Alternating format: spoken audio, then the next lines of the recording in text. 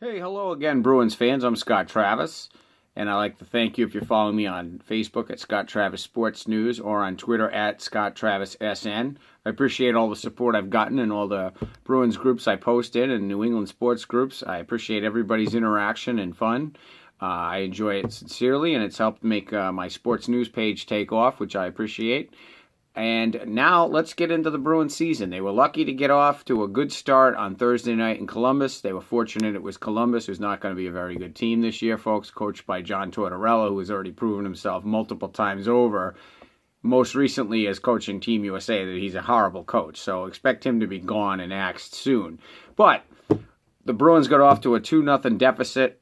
Tuukka Rask gave up a goal on the first shot of the season, which, of course, reaffirmed my fears that he's just a horrendous goaltender. He's not even an average goaltender. He can't stop a shot from just inside the blue line without being deflected. It wasn't deflected or screened.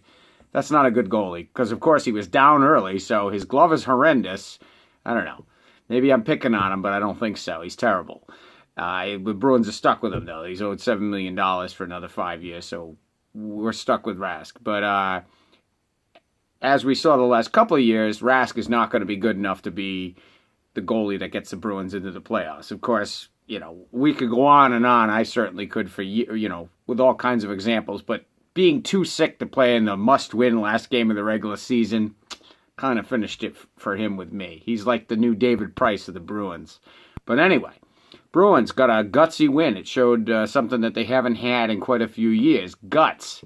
They got down 3-1. They were 3-3 going into the third, and Brad Marchand, the newly formed first line for that game with Berge out, was Marchand, David Backes centering it with David Pastrnak. They all got 2 goals.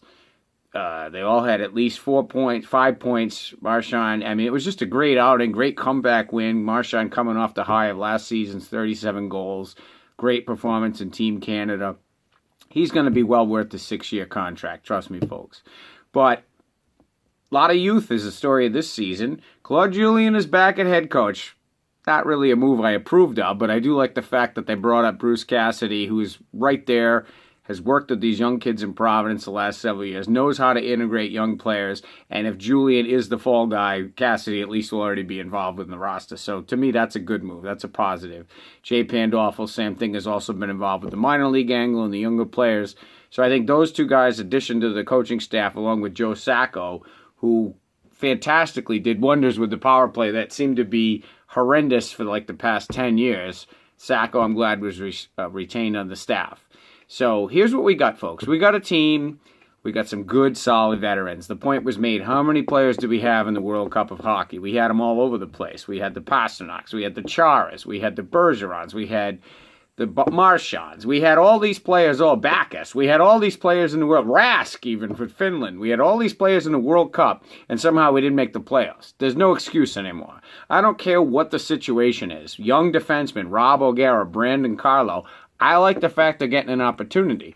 Now, older guys who I'm a fan of, Adam McQuaid, Kevin Miller, they play a tough, rugged style. They're just not that good, and they're always hurt. So both of them, of course, start the season on IR, which doesn't really surprise me. They didn't even get out of the preseason, but we'll see what happens. The two of them equal 1 6th-level defenseman, number 6 guy. So maybe that was the thinking in signing them both to long-term contracts, hoping that one of them will be healthy at all times, which really hasn't even worked out for this season. But the Bruins have a lot of young talent coming in. I named the young defenseman. We got Austin Czarnik.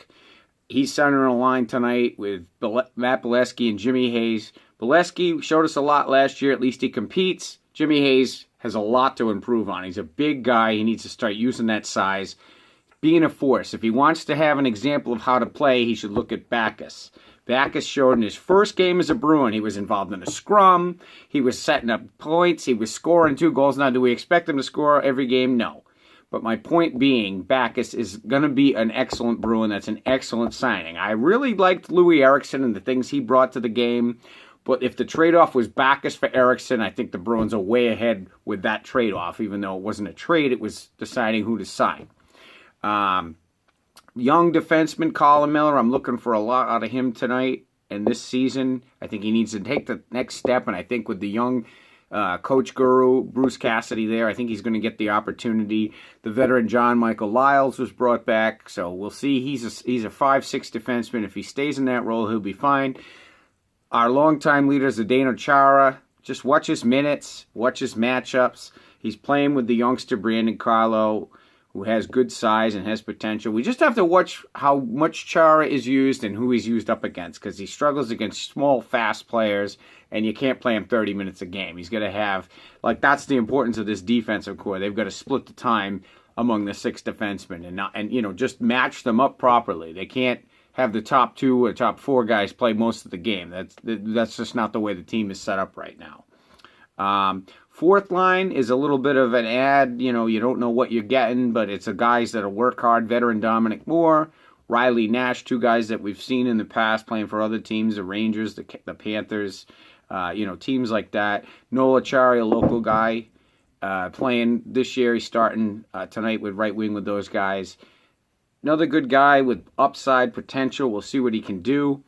We have David Krejci. He's playing on a line. He's centering a line with Ryan Spooner, who's now fully to the left wing. It seems like he's made that transition.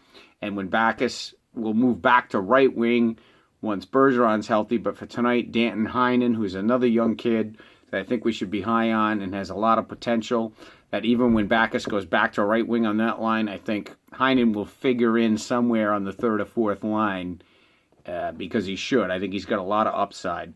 So that's what I'm thinking. I'm thinking the Bruins, if they can protect Tuukka Rask, if he's going to be the starting goalie and play every game, then you've got to block as many shots as you can. You've got to clear rebounds.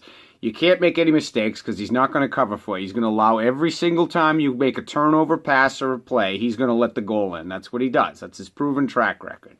He's never going to learn to play hockey on his feet. He's never going to control rebounds. He's not going to be a plus for us at all. We're stuck with him. The only positive we can do is split his time with either Anton Khudobin, who was brought back to be his backup, quote, who I think should get even playing time. I think the Bruins need to figure out who they're going to use that will, A, get them into the playoffs in net, and B, actually help them win when they get there, if they get there. I think if Rask plays the majority of the games, this team is not going to make the playoffs for a 3rd consecutive year.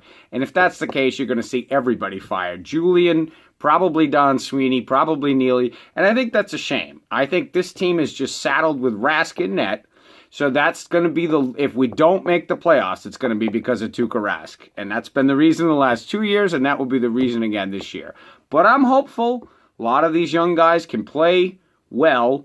Hopefully Bergeron comes back. He had that ankle injury last year, and now they're saying he's out again with the ankle, so that does worry me. But you get everybody back. You've got some youth, which we're heading in the right direction. We unfortunately lost Frankie Vetrano to a foot injury he suffered while training. He had shown a lot of potential, and I was hoping he was going to have a top 6 spot. But, he's somebody who shows up maybe in December or January. They said 3 months. We'll see what happens.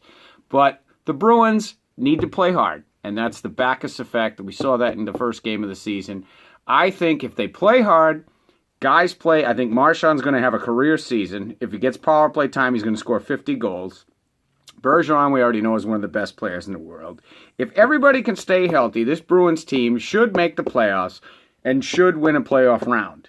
If not, then you got to look at the coaching and, of course, again, back to the goaltender. That's all I got to say. Again, thanks a lot for everybody that follows me on YouTube, Scott Travis Sports News, and Facebook, same name, Scott Travis Sports News, and on Twitter at Scott Travis SN. Let's hope we get a playoff season from the Bruins so we have a little bit of fun in the spring.